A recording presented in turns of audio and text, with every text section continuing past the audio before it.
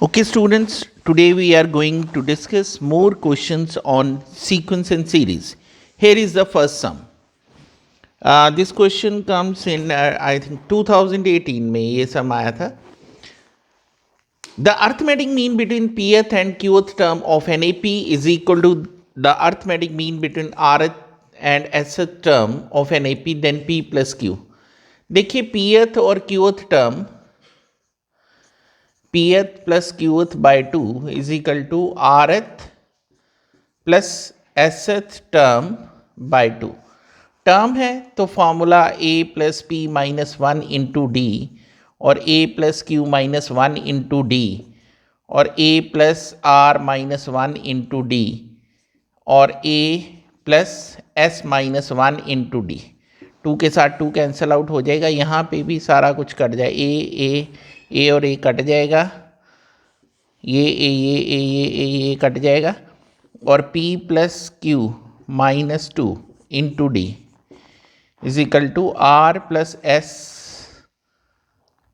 Minus two into d. D के साथ d cancel out, two के साथ two, so p plus q is equal to r plus s के equal आएगा. So this is our right answer.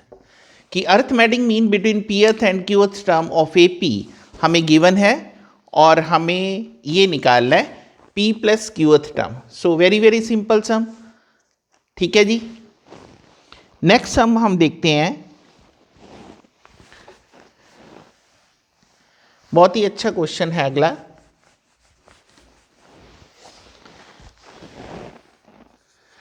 Next sum है harmonic mean. Harmonic mean between the roots of equation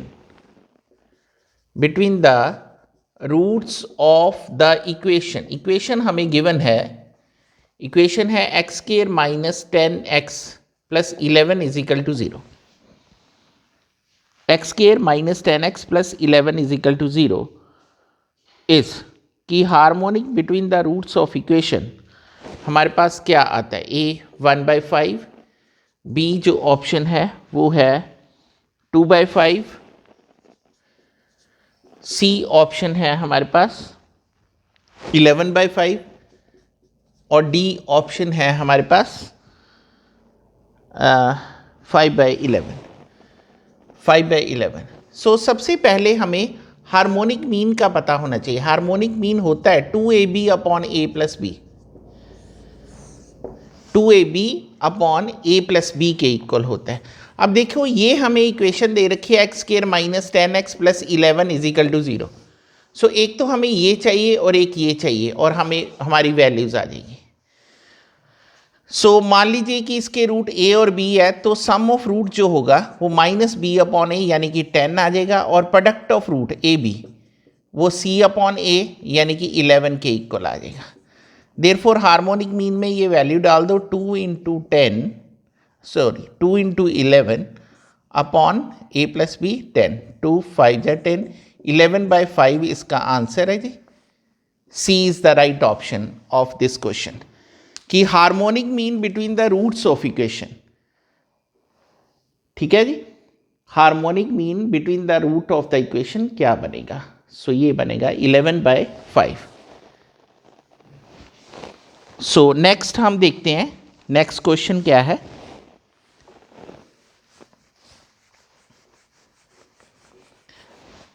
बहुत ही अच्छे question हम कर रहे हैं.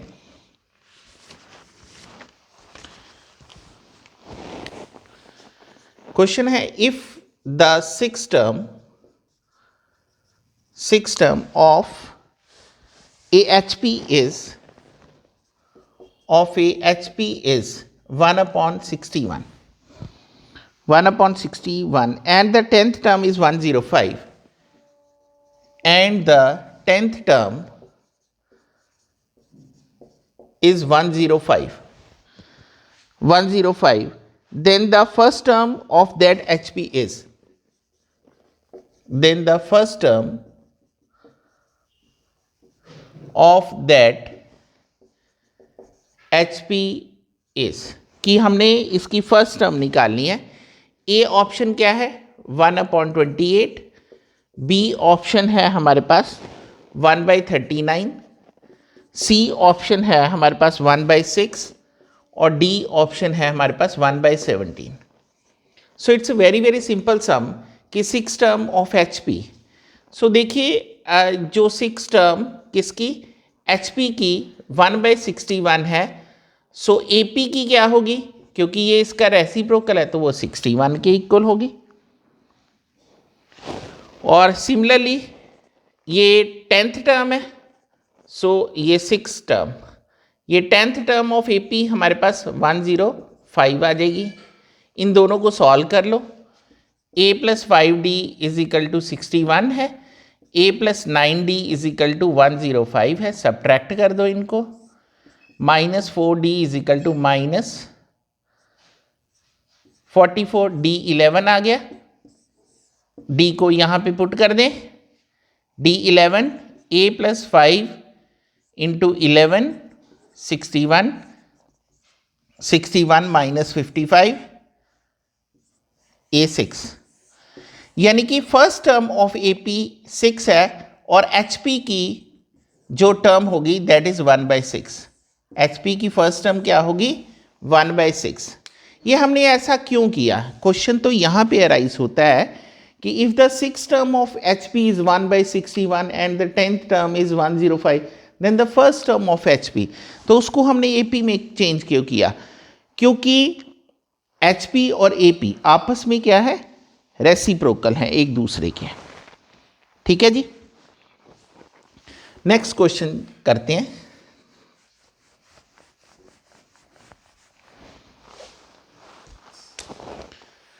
नेक्स्ट क्वेश्चन है the arithmetic mean, harmonic mean and geometrical mean between two numbers are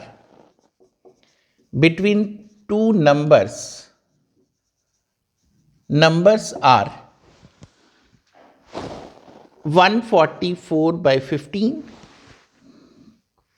15, 15 and 12,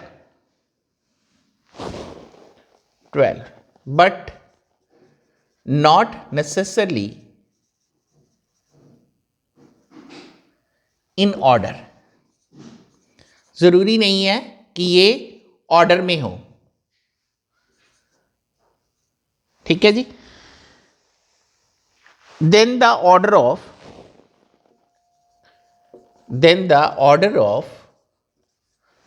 order of harmonic mean, geometrical mean and AM is, option है हमारे पास 144/15, 15 और 12।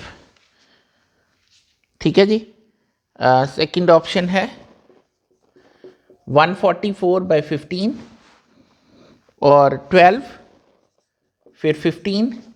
सी ऑप्शन है हमारे पास 15, 12, 15, 12, 144/15। डी ऑप्शन हमारे पास है 12, 15, 144/15। देखिए क्वेश्चन की सिर्फ स्टेटमेंट लेंथ ही है, क्वेश्चन उतना ही आसान है। आसान क्या है कि हमें ये पता है कि arithmetic mean is always greater than geometrical mean is always greater than harmonic mean. ठीक है, दूसरे शब्दों में harmonic mean is less than geometrical mean is less than arithmetic mean. So arithmetic mean हमारे पास क्या हो गया, ग्रेटर हो गया। सो हमारे पास सीरीज क्या बनेगी, हमारे पास सीरीज बनेगी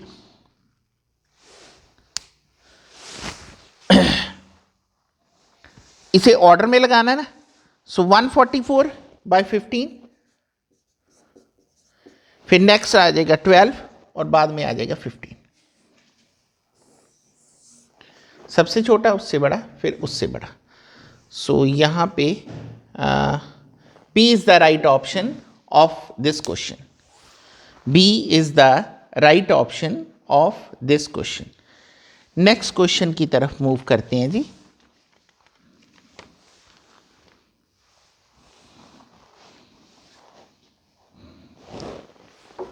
नेक्स्ट क्वेश्चन भी एक्चुअली इसी पे बेस्ड है।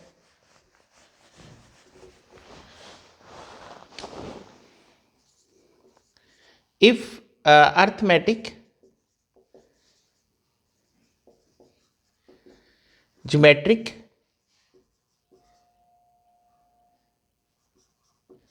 Harmonic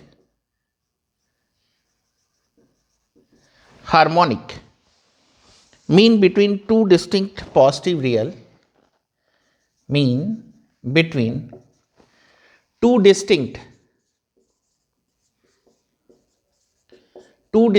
positive real number b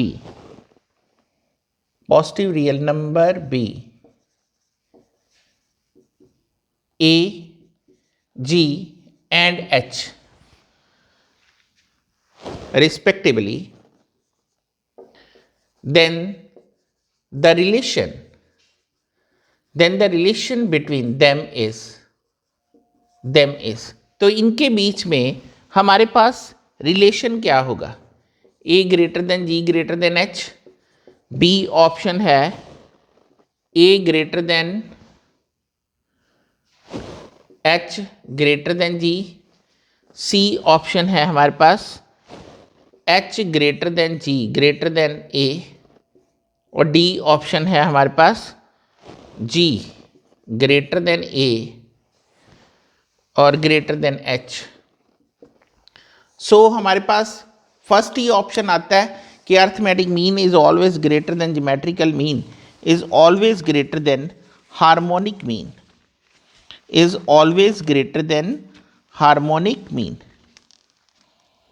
ठीक है जी। एक छोटा सा सम है, वो एक दो बार आ चुका है एग्ज़ाम में। ये इस बार के 2020 के पेपर में भी था, उससे पहले भी था। बड़ा सिंपल सा सम है कि the next term of the series next term of the series की नेक्स्ट टर्म क्या होगी? सीरीज हमें दे रखी 3/2 plus 5/4 7/8 17/16 up to so on is. So क्या ऑप्शन इसमें रहती है? A 25/22, बी ऑप्शन है इसमें 29/32,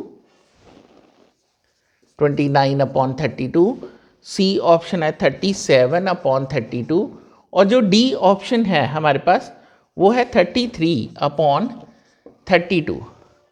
सो इसमें जो ऑप्शन रहती है वो है 33/32। कारण ये है कि एक पर्टिकुलर सीरीज में ही जा रहा है, ये सम देखना। अभी आप देख लो इसको, 3 और 2 5 7,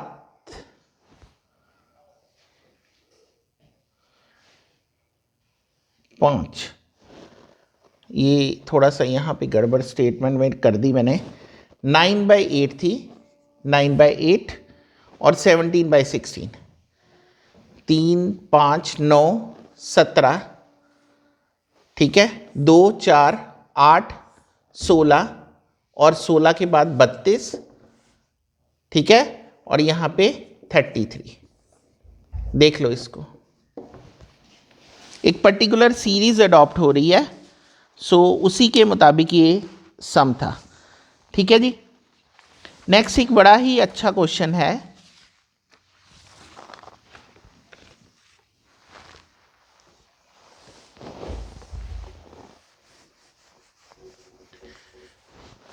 नेक्स्ट क्वेश्चन है sum of n terms of the series,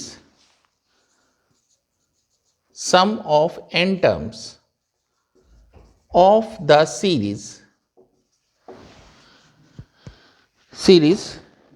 12 plus 16 plus 24 plus 40 will be A option है हमारे पास 2 into 2⁻n-1 plus 8n। B option है 2 into 2⁻n-1 plus 6n। C option है हमारे पास 3 इंटू 2⁻n-1 प्लस 8n। और D option है हमारे पास 4 into 2⁻n-1 plus 8n plus 8n plus 8n। ठीक है जी। सो ये हमने इसको देखना है। सो मैंने आपको पहले ही बताया था, ये एक शॉर्टकट से हम करते हैं इसको कि जब भी इस तरह के सम आते हैं तो पुट कर देते हैं हम वैल्यू n = 1 या n = 2 या n = 1 से निकाल लो या n = 2 से। ठीक है, n = 1 से भी निकल जाता है और n = 2 से भी निकल जाता है ये। ठीक है, सो यहाँ पे अगर हम वैल्यू डाल दें, n की वैल्यू 1 डाल दें, देखिए कौन सी ऑप्शन में हमारे पास 1 डालने का मतलब फर्स्ट टर्म हमारे पास आ जाए, 2 मतलब सेकंड टर्म आ जाए। और कईयों में क्या होता है कि दोनों का सम जो है वो सेम आ जाता है। देखिए अगर मैं n की जगह पे यहाँ 1 डालता हूँ फर्स्ट वाली ऑप्शन में, सो ये 8 इंटू 1 8, 8 + 2 10 आ जाएगा। यहाँ पे भी 6 8, 8 और 3 11, ये 4 into 8 12। First D is the right option. कैसे? 4 into 2 - 1 plus 8, so 4 into 1 plus 8, ये 12। This is the right option for this question. ठीक है जी। So very very simple sum. So it depends upon shortcut. So जो भी हमारे पास question आएंगे जिसमें हमने इस तरह की फॉर्मेशन निकालनी है nth टर्म वाली, तो वहाँ पे हम क्या करेंगे, शॉर्ट ट्रिक लगाएंगे। ठीक है, थैंक यू वेरी मच।